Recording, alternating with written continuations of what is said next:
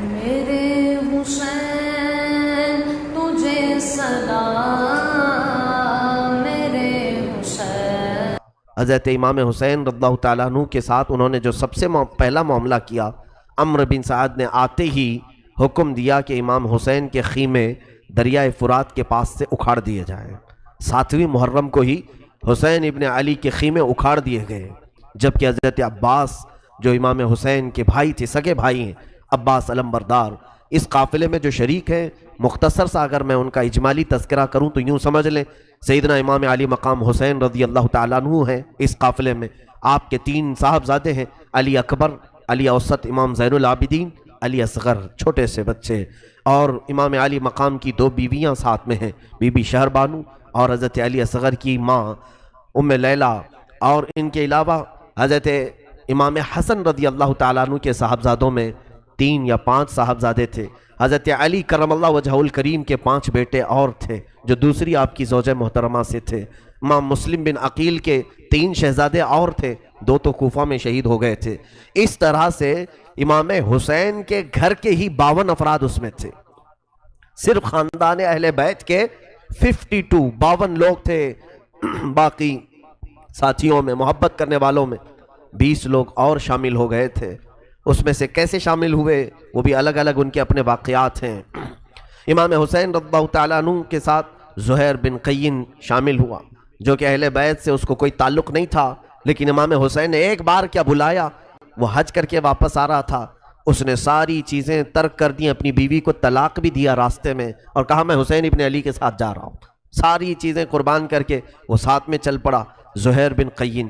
اب ہوا یہ کہ 7ویں محرم کو ان کے خیمے اکھاڑ کر دوسری جانب لگوا دیے گئے، کہا کہ فرات کے قریب ایک بھی خیمہ نہیں ہونا چاہیے حسین کا، خیمے بدل دیے گئے۔ فرات پر یزیدی لشکر کا پورا قبضہ ہو گیا، دریائے فرات جس کا پانی آج بھی موجیں مارتا ہے اور بڑا میٹھا پانی، پوری دنیا میں مشہور یہ نہر ہے، نہر فرات، اس کا پانی بند کر دیا گیا۔ 7 محرم سے امام علی مقام کے پورے قبیلے، پورے خاندان پر پانی کو بند کر دیا گیا تھا۔ 7 محرم، 8 محرم، 9 محرم، 10واں محرم بھی آ رہی ہے۔ 10ویں محرم کی شب تھی، یعنی جو کل رات جو گزری ہے، یہ عاشورہ کی شب ہے۔ امام علی مقام نے اپنے پورے خاندان والوں کو جمع کیا، پورے لوگوں کو جمع کیا اور ایک فصیح و بلیغ خطبہ دیا۔ اس میں یہ فرمایا، اے بنی ہاشم، اے رسول اللہ کے گھر والوں، آج حسین بن علی کو اس مقام تک پہنچنا پڑا کہ ہر جگہ میرے سر کے اطراف تلواریں اور نیزے لہرا رہے ہیں، میرے نانا کی امت ہی میرے خلاف تیر تان کر بیٹھی ہے، لہٰذا میں یہ چاہتا ہوں کہ تم جہاں جہاں سے آئے ہو اپنے گھروں کو واپس چلے جاؤ، تم اپنے اپنے گھروں پر چلے جاؤ اور دین کی خدمت کرنا، عبادت خداوندی میں مصروف رہنا، مجھے میرے حال پر چھوڑ دو۔ جب اہل بیت میں آپ نے یہ تقریر کی، اللہ اکبر، سب کے جسموں پر رونگٹے کھڑے ہو گئے۔ اس میں جو بھی وفادار اہل بیت تھے ایک ایک کھڑے ہونے لگے۔ حبیب ابن مظاہر ایک امام علی مقام کے خاص غلام، یعنی 7 ہو لیے تھے قافلے میں، مسلم بن اوسجہ اسدی، یہ بھی قافلہ امام میں شریک ہو گئے تھے، یہ کھڑے ہوئے، اور اس کے بعد حضرت عباس سگے بھائی ہیں، کھڑے ہو کر کے کہتے ہیں، اے امام آپ کیا چاہتے ہیں، آپ کے بعد ہم لوگ زندہ رہیں؟ فرماتے ہیں آپ کے بعد زندگی کا مطلب ہی کیا ہے؟ اگر جینا ہے تو حسین کے ساتھ اور مرنا ہے تو حسین کے قدموں میں مریں گے۔ آپ کے بھائی نے یہ جملے کہے اور اس کے بعد آپ کے بھانجے بھتیجے ایک ایک اٹھتے گئے اور انہوں نے وفاداری کا ایسا ثبوت دیا اور کہا، اے امام علی مقام، مولا ہمارے جسموں پر جو بال ہیں وہ آپ کی برکت سے ہیں، آپ ہمیں کربلا سے واپس نہ کریں، ہم اپنی زندگی کی آخری سانس تک آپ کے ساتھ رہیں گے، جہاں آپ رہیں، چاہے آپ اپنے قدموں میں ہی ہمیں کیوں نہ رکھیں۔ امام علی مقام نے کہا، بچوں دیکھتے نہیں پانی بند ہو چکا ہے، دیکھتے نہیں بھوک ہے۔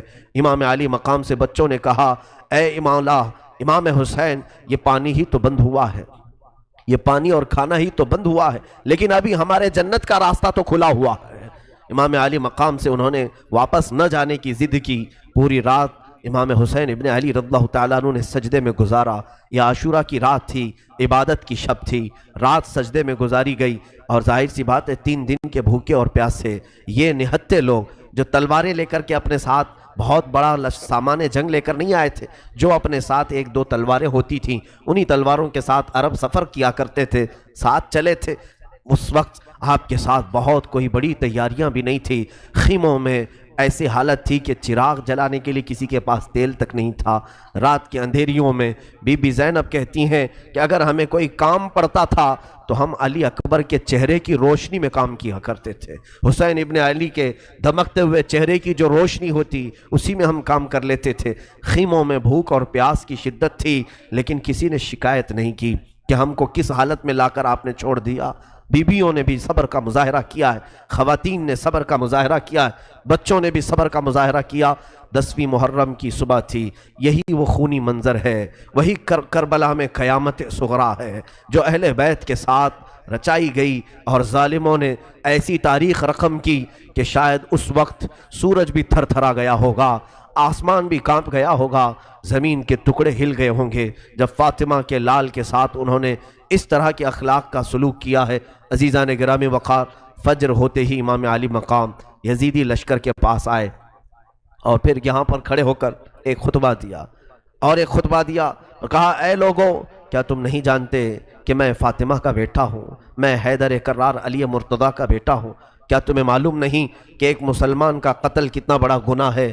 یہ تمام تقریریں کرنے کے بعد آپ نے سمجھایا کہ تم اپنی تیروں کو اور تلواروں کو اندر کر لو، میں تم سے لڑنے نہیں آیا ہوں، تم سب مسلمان ہو، تم سب نمازیں پڑھتے ہو، تم سب کلمہ پڑھتے ہو، ہم آپس میں قتل و خون کر کے ایک دوسرے کے ساتھ اس طرح سے نہ بھیڑ جائیں۔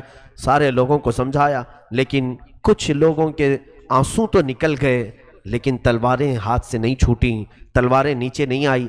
اسی اسنا میں شمر ذی الجوشن اس خبیث مردود نے عمرو بن سعد سے کہا، تم سپہ سالار ہو، جنگ کے شروع کرنے کی اجازت دے دو۔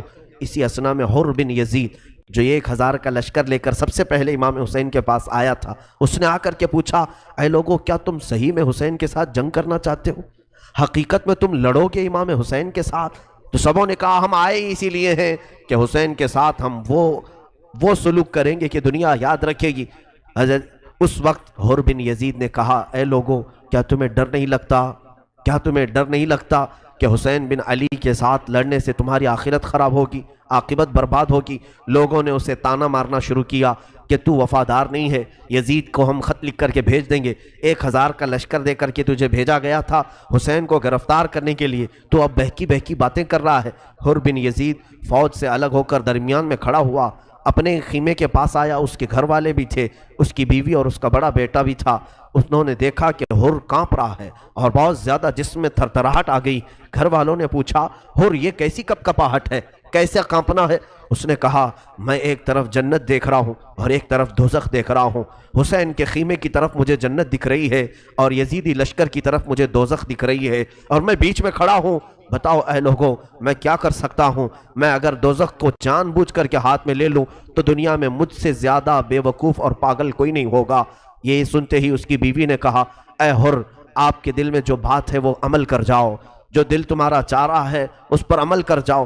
حر نے فوراً اپنا گھوڑا دوڑایا اور اپنے بیٹے کو لیا، اپنی بیوی کو لیا، سیدھے امام حسین کے خیمے میں آیا۔ امام حسین نے دیکھا یزیدی لشکر کا پہلا کمانڈر آیا ہے، پوچھا کہ کیسے آنا ہوا؟ ابھی تو کوئی جنگ کی بات نہیں ہے۔ حر بن یزید نے کہا، نہیں، جنگ کا طبل بج گیا ہے اور اعلان ہو چکا ہے کہ اہل بیت کے سر اڑائے جائیں گے، تیروں سے آپ کے جسم چھلنی کر دیے جائیں گے۔ میں اس لیے لشکر یزید چھوڑ کر آیا کہ مجھے رب نے ہدایت دی اور مولا مجھے تمہارے قدموں میں ڈال دیا۔ اے حسین، کیا میری بخشش کا کوئی راستہ نکل سکتا ہے؟ میں ہی ہوں جو آپ کو یہاں اترنے پر مجبور کیا، میں ہی ہوں جو آپ کو کربلا کے میدان پہ لے آیا۔ حر نے کہا، کیا میری بخشش ہو سکتی ہے اگر میں اس عمل سے باز آ جاؤں؟ حسین ابن علی نے اس وقت بھی گلے لگایا اور کہا، انت حر فی الدنیا و فی الاخرہ، اے حر، تو دنیا میں بھی آزاد ہے اور آخرت میں بھی آزاد ہے۔ یہ اہل بیت کی شان ہے۔ اخیر وقت میں وہ آیا، حسین ابن علی نے گلے لگا لیا اور اس کے بعد حر نے کہا، اے حسین، آپ حکم فرمائیں، میں آپ کی طرف سے سب سے پہلے لڑنے کے لیے جاؤں گا۔ آیا تھا یزید کی طرف سے، اسی کو کہتے ہیں مولا کی ہدایت کاملہ۔ جب رب تبارک و تعالیٰ چاہتا ہے تو کفر کے اڈے سے بھی کسی کو نکال کر دائرہ اسلام میں لے آتا ہے، اور جب کبھی کسی کو گمراہ کرنا چاہے تو کعبہ کے قریب رکھ کر کے بھی کسی کو بے ایمان اور کفر کی موت مار دیتا ہے۔ اللہ کی ہدایت پر اور اسی کی آس میں رہو اور ایمان کا تقاضا کرتے رہو، طلب کرتے رہو۔ عزیزان گرامی، صبح عاشور کی ہے، دن یہ عاشورہ کا چل پڑا ہے۔ امام عالی مقام نے اس وقت اپنے گھر والوں کو صبر کی تلقین شروع کر دی، پھر سے دوبارہ جمع کر کے کہا اب بھی وقت ہے، تم سب کے سب پلٹ جاؤ، میں اکیلا نپٹ لوں گا، جب تک میری طاقت ہے میں ان کے ساتھ جو معاملات ہوں گے نپٹ لوں گا، لیکن مجال ہے کسی ایک شہزادے نے بھی کہا ہو ہم واپس چلے جائیں، کسی نے نہیں کہا۔ اس کے بعد عمرو بن سعد ظالم یزید کا سپہ سالار شمر ذی الجوشن کو لے کر اعلان کر دیا کہ تیر تان لیے جائیں۔ سارے لوگوں نے گھٹنے ٹیک دیے اور حکم کی فرمان برداری پر اپنے اپنے تیر سنبھال لیے، اور خیمہ حسین کی طرف ہر ایک کا تیر تھا۔ اور اسی اسنا میں 1000 کا لشکر لے کر عمرو بن سعد گھوڑے دوڑاتا ہوا خیمہ حسین کے پاس آیا۔ جیسے ہی وہ آیا، اب سیدنا امام حسین نے اپنے گھر کے 20 افراد کو لیے اور ان 1000 کا مقابلہ کرنا شروع کیا۔ ہم نے تو بدر کے متعلق سنا ہے 313 تھے اور مقابل میں 1000 تھے، یا حسین کے ساتھ 20 ہیں اور مقابل میں 1000 ہیں۔ یہ ہاشمی جوانوں کے ساتھ امام حسین کے شہزادوں نے وہ آئے ہوئے لشکریوں کو جو دوڑا رہے تھے، خیموں کے پاس بے حرمتی کر رہے تھے، حسین ابن علی کے شہزادوں نے ان کی صفوں کو ایسے کاٹا، پورے مجمع کو ایسا منتشر کیا کہ کئی گھوڑے زخمی ہو کر گرے، کئی فوجیں وہاں کٹ گئیں، اور اس کے بعد وہ جان بچا کر پھر خیمہ یزید میں آ گئے، یزید کے لشکریوں میں آ کر مل گئے اور کہا اس طرح سے جنگ نہیں ہوگی۔ پھر عمرو بن سعد نے کہا اب دیکھنا تم سب گواہ رہنا، سب سے پہلا تیر حسین کی طرف میں چلاتا ہوں، اور یہ کہہ کر کے اس نے خیمہ حسین کی طرف تیر چلایا، اور اس کے بعد اعلان کر دیا جنگ کا آغاز ہو چکا ہے۔ طبل بجائے گئے، باجے بجائے گئے اور سر پھونکے گئے، وہاں پر طبلے، بانسریاں اور یہ جو بجائے جا رہے تھے حسین کے ساتھ جنگ چھیڑنے کے اعلان میں بجائے جا رہے تھے۔ آج بھی لوگ بجاتے ہوئے نکلتے ہیں، شاید آج بھی لوگوں کے دل میں یہ ہوگا حسین کو بلا رہے ہوں گے کہ پھر سے جنگ شروع ہونے جا رہی ہے۔ طبلے بجائے گئے تھے یزید کی طرف، اور اس کے لشکریوں نے اعلان کے لیے ڈھول باجے بجا کر کے شروعات کی جنگ کی۔ امام حسین ابن علی رضی اللہ تعالیٰ عنہ اپنے خیمے میں بیٹھے تھے، حر بن یزید جو آئے امام علی مقام کی بیعت کی تھی اور وفاداری کا ثبوت دیا تھا، وہ اٹھے اور جانے لگے تو حر بن یزید کا بیٹا علی وہ کھڑا ہوا اور کہا کہ اے ابا جان، آپ کے ہوتے ہوئے، میرے ہوتے ہوئے آپ کیسے جائیں گے، مجھے اجازت دیں۔ تو سب سے پہلے حر بن یزید کا بیٹا میدان کربلا میں اترا۔ یہ امام علی مقام کے وہ نئے ساتھی ہیں جو اسی دن ملاقات کی ہے اور اسی دن نکل پڑے، اور اس جوان نے 2-3 لوگوں کو اپنی تلوار سے مارا، لیکن زیادہ دیر تک وہ نہیں مار سکا۔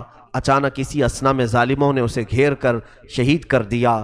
نوجوان بچے کا جیسے ہی انتقال ہوا، حر بن یزید کہتے ہیں کہ میں گھوڑا دوڑا کر میرے بیٹے کی لاش اٹھانے کے لیے نکلا تھا کہ حسین کے نام پر میرا شہزادہ گر گیا ہے، بیٹا میرا انتقال کر گیا ہوگا، اس لیے کہ وہ بار بار چلا رہا تھا ادرکنی یا ابتا، اے میرے ابا آ جاؤ، مجھے پکڑ لو، مجھے اٹھا لو، اور اس کی روح قبض ہو چکی تھی حر بن یزید کے بیٹے کی۔ حر کہتے ہیں میں گھوڑا دوڑاتے ہوئے میرے جوان بچے کے تک پہنچنا چاہ رہا تھا، دیکھا وہاں پر مجھ سے پہلے حسین ابن علی پہنچے ہوئے ہیں اور امام علی مقام اس جوان کو اٹھا رہے ہیں اور اٹھا کر کے خیمے کی طرف لا رہے تھے۔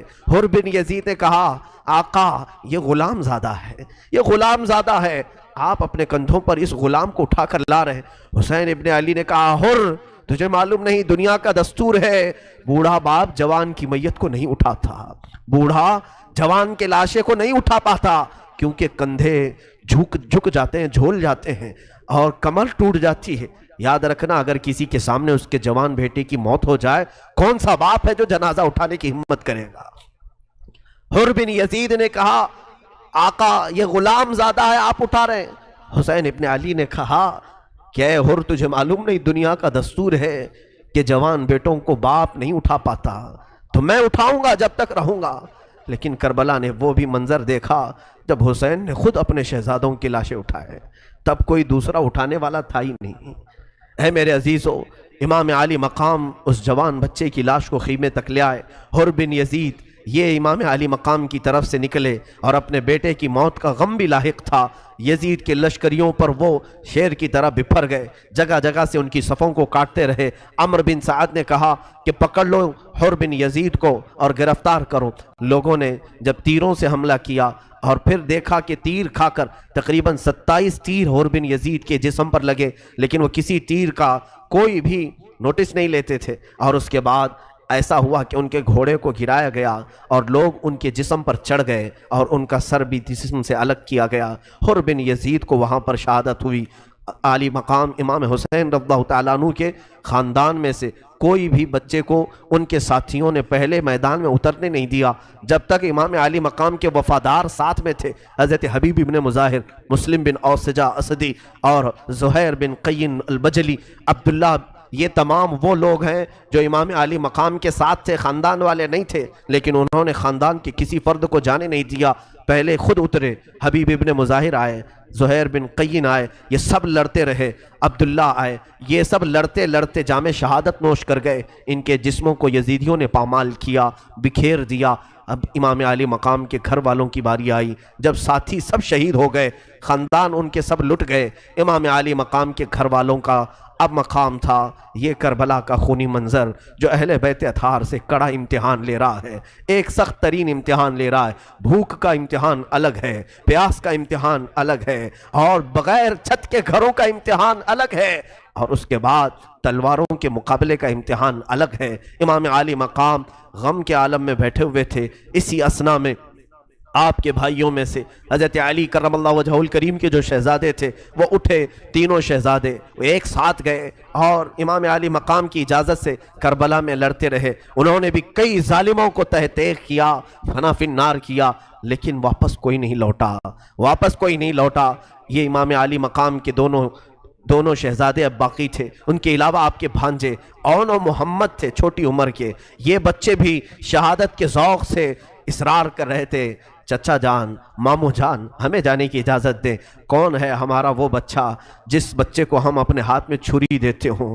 ہم تو ننھے بچوں سے چھری بھی چھین لیتے ہیں، کہیں کاٹ نہ دے۔ لیکن امام علی مقام کے بھانجے جن کی عمر 11 سال کی ہو، 12 سال کی ہو، بڑی وزنی تلواریں اٹھائے یزیدی لشکر کی طرف آئے اور دیکھا اون و محمد کو لوگوں نے پکڑ لیا اور کہا بچے تم بھی لڑنے کے لیے آئے ہو؟ کہا ہاں، تاکہ تاریخ یاد رکھے کہ رسول کے گھر کا ہر بچہ دین پر قربان ہونے میں ذرا بھی پس و پیش نہیں کرتا۔ عمر کبھی اہل بیت نے دیکھی ہی نہیں۔ زینب کی یہ 2 دلارے، زینب کی یہ ماہ پارے جن کو بڑا پیار تھا پورے خاندان میں، اون و محمد، اللہ اللہ، یزیدیوں نے ان کے چھیتڑے اڑا دیے، ان کی چمڑیاں چھیل دیں اور سب کو دکھایا کہ یہ زینب کے بچے ہیں۔ دیکھو اتنی عمر میں یہ لڑنے کے لیے آ گئے تھے، ان کے جسموں کو تار تار کر دیا گیا اور کربلا کے میدان میں ان کے ٹکڑے بکھیر دیے۔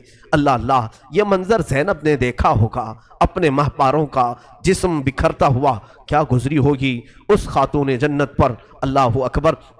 امام علی مقام کے سگے بھائی امام حسن مجتبی رضی اللہ تعالیٰ عنہ کے بڑے بیٹے امام قاسم جن کی عمر 19 سال کی تھی، ان کی سگائی ہو چکی تھی بی بی سکینہ رضی اللہ تعالیٰ عنہ کے ساتھ جو امام علی مقام کی بیٹی تھیں۔ حضرت امام قاسم آئے، کہا چچا جان، خاندان کے لوگ بھی جا چکے، چچا سارے جا چکے ہیں، مسلم بن عقیل کے شہزادے گئے، آپ کے وفادار ساتھی چلے گئے، جو جاتا ہے واپس پلٹتا نہیں، آپ مجھے اب اجازت دیں، اب میں گھر کا فرد ہوں۔ امام علی مقام نے اوپر سے نیچے دیکھا اور کہا میرے مرحوم بھائی حسن کی تم ایک ہی تو علامت بچے ہو، تمہیں دیکھ کر میں بھیا کی یاد کیا کرتا تھا، اے قاسم کیا تم بھی جاؤ گے؟ امام قاسم نے کہا چچا جان یہ کیسی بات ہے، کیا آپ نے سارے لوگوں کو شہادت کا جام دے دیا اور مجھے اس سے کیسے محروم کرتے ہیں؟ امام علی مقام نے امام قاسم کے ماتھے کو بوسہ دیا، ان کے ہاتھوں کو اپنے سینے پر رکھا اور کہا میں نے اپنے بھائی حسن کا غم اب تک نہیں بھولا، جاؤ قاسم، اللہ تیری حفاظت کرے۔ امام قاسم آئے، اللہ اکبر۔ امام قاسم کی جواں مردی تو ایسی تھی، کیوں نہ ہو رسول اللہ کے گھر والا، وہ ایسا شہزادہ جو حسن مجتبی کا لاڈلا تھا، گھوڑے پر سوار ہو کر جب آواز لگانے لگا یزیدیوں کو، کوئی مقابل میں ہے، کوئی میرے سامنے آئے گا؟ عمرو بن سعد نے ایک مشہور و معروف پہلوان، ازرق نام کا پہلوان، اس سے کہا کہ جاؤ اس قاسم سے لڑو۔ اس نے کہا ہاں، اس بچے سے مجھ جیسا پہلوان لڑے گا؟ کہا کہ میں پہلے اپنے 4 بیٹے ہیں، ان میں سے کسی کو بھیجوں گا، وہ خود ہی کام تمام کر کے آ جائیں۔ اس پہلوان کے بڑے 4 بیٹے ہٹے کٹے لہیم و شہیم تھے، اس میں سے ایک بیٹے کو بھیجا امام قاسم کے سامنے۔ امام قاسم، اللہ اکبر، وہ کربلا کا دولہا جس کی قوت دیکھیں آپ، 3 دن کی بھوک اور پیاس کے بعد تلوار ایسے چلاتا تھا جیسے ہواؤں میں بجلیاں کڑکتی ہوں، بجلیوں کی سی چمک پیدا ہوتی تھی۔ ایک وار تھا، ہم تو یہاں مرغوں کو ایک بار میں ذبح نہیں کر پاتے، امام قاسم بن حسن رضی اللہ تعالیٰ عنہ ایک ہی بار میں ازرق کے بیٹے کو فنا فی النار کیا۔ دوسرا بیٹا آیا، اس کو بیچ میں سے کاٹ دیا، تیسرا آیا، اس پر تلوار چلائی، چوتھا آیا، اس پر تلوار چلائی، 4 بیٹوں کو چند ہی منٹوں میں آپ نے صفایا کر دیا۔ ازرق یہ دیکھ کر کے پریشان ہوا، میرے 4 ہونہار پہلوان بیٹوں کو اس قاسم نے ادھیڑ کر رکھ دیا۔ وہ شیر کی طرح چنگھاڑتا ہوا میدان میں آیا اور کہا، اے قاسم، تو نے میرے 4 بیٹوں کے ساتھ برا سلوک کیا، اب میں تیرے ساتھ بہت برا سلوک کروں گا۔ اس کے بعد اس نے دیکھا امام قاسم کے ہاتھ میں اس کے بیٹے کی تلوار ہے، کیونکہ امام قاسم کی تلواریں کند تھیں، مڑ رہی تھیں۔ وہ جو ازرق پہلوان کے بیٹے کی تلوار تھی، قتل ہونے کے بعد آپ نے وہ اٹھا لیا تھا۔ اب ازرق نے پوچھا، یہ میرے بیٹے کی تلوار ہے، تیرے پاس کیسے آئی؟ کہا، تیرے بیٹے نے یادگار کے طور پر مجھے دیا ہے تاکہ اسی تلوار سے میں تیرا بھی خاتمہ کروں، تیری حیثیت میرے سامنے ایک مچھر سے زیادہ نہیں ہے۔ ازرق بپھر گیا اور چلانے لگا۔ اسی اثناء میں امام قاسم نے الحرب خدعۃ کے طور پر صرف اتنا کہا، ازرق تیری پہلوانی کے جوہر ہم نے بہت سنے، تیرے کارنامے ہم نے بہت سنے، لیکن تجھے تو گھوڑے کی زین باندھنا بھی نہیں آتا۔ تو جس گھوڑے پر بیٹھا ہے اس کی نکیل تو دیکھ، الٹی باندھا ہے۔ آپ نے اس کو توجہ مبذول کرانے کے لیے بولا، یہ کسی پہلوان کی توہین ہے۔ جنگ کے میدان میں کسی سپہ سالار کو یہ کہنا کہ تجھے گھوڑے کی نکیل باندھنی نہیں آتی، اس کی توہین ہے۔ ازرق نے جھک کر اپنے گھوڑے کی زین کیا دیکھی، آپ نے تلوار اٹھائی اور اس کی گردن پر ایسا مارا کہ سر اچھل کر گر گیا۔ عمرو بن سعد کو بڑا غصہ آیا کہ اس نے ہمارے پہلوانوں کا خاتمہ کرنے کی ٹھان لی ہے۔ اس کے بعد حکم دیا، اے لوگوں، تمہیں معلوم نہیں یہ علی کا شیر ہے، یہ فاطمہ کا گھر کا دلارا ہے، اس کے ساتھ اکیلے نہ جاؤ۔ اب اس کے ساتھ پورا جملہ جتھا مل کر کے حملہ کرے، حتیٰ کہ یہ کتوں کا جتھا آیا، تقریباً 25 لوگ